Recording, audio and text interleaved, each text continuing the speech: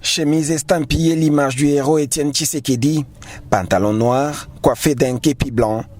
Augustin Kabouya, chef du parti au pouvoir qui accompagnait le président national du MLC Jean-Pierre Bemba, était bien présent au mausolée ce mardi 7 février pour rendre des hommages dignes à celui que les milliers de militants dans le monde considèrent comme père de la démocratie en RDC, décédé des suites de l'embolie pulmonaire le 1er février 2017 à Bruxelles en Belgique.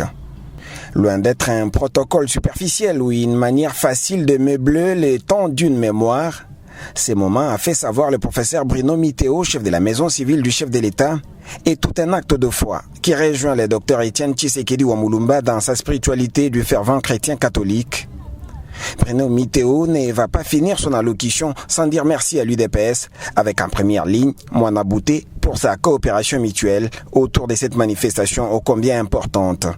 Je remercie l'UDPS pour la collaboration et la coopération mutuelle autour de la manifestation de ce jour.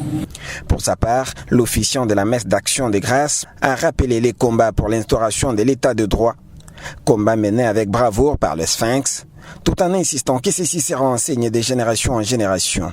Oui, en évoquant le souvenir de cet homme, nous voulons que les générations futures retiennent que Étienne Tshisekedi a vécu et qu'il vivra à jamais.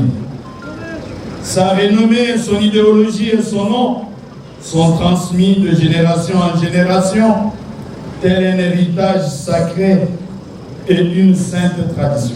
En présence de Jean-Michel Samaloukonde, représentant le chef de l'État Félix Tshisekedi en déplacement en Afrique du Sud, et des présidents de 2 chambres du Parlement, le secrétaire général de l'UDPS Augustin Kabouya a pris la parole pour notamment lancer un message réconciliant entre l'Église catholique et ceux des Congolais qui étaient mécontents du discours de l'archevêque de Kinshasa lors de la Sainte Messe en Ndolo.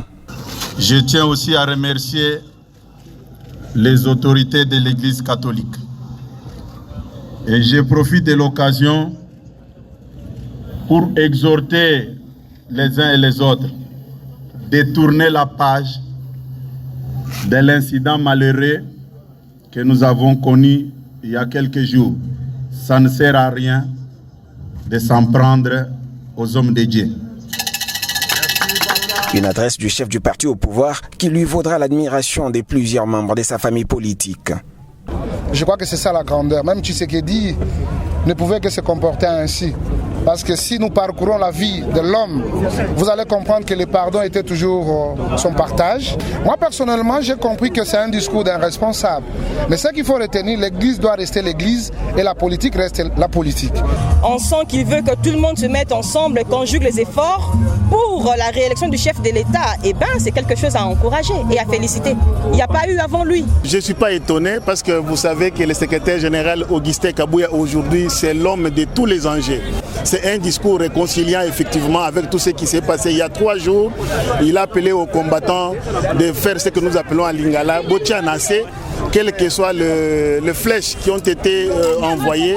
Et nous avons répondu convenablement aussi à la hauteur de l'UDPS, mais il demande à ce que le membre de l'UDPS accepte la démocratie, que chacun peut donner son point de vue et qu'il accepte aussi qu'il y ait un point de vue contraire de ce qu'il a donné. C'est ce que nous disons aujourd'hui, qu'Augustin Kabouya, il reste aujourd'hui l'homme des enjeux parce qu'il est secrétaire général. Il a travaillé pour l'unité du parti et aujourd'hui il travaille pour la réélection du président de la République et surtout lui accorder la majorité parlementaire. Puis, Augustin Kabouya et ses invités ont déposé les gerbes de fleurs au somptueux mausolée de l'illustre disparu avant de signer les livres d'or dans lesquels ils ont écrit quelques mots pour rendre hommage au grand combattant de l'état de droit, le docteur Étienne Tshisekedi Wamulumba.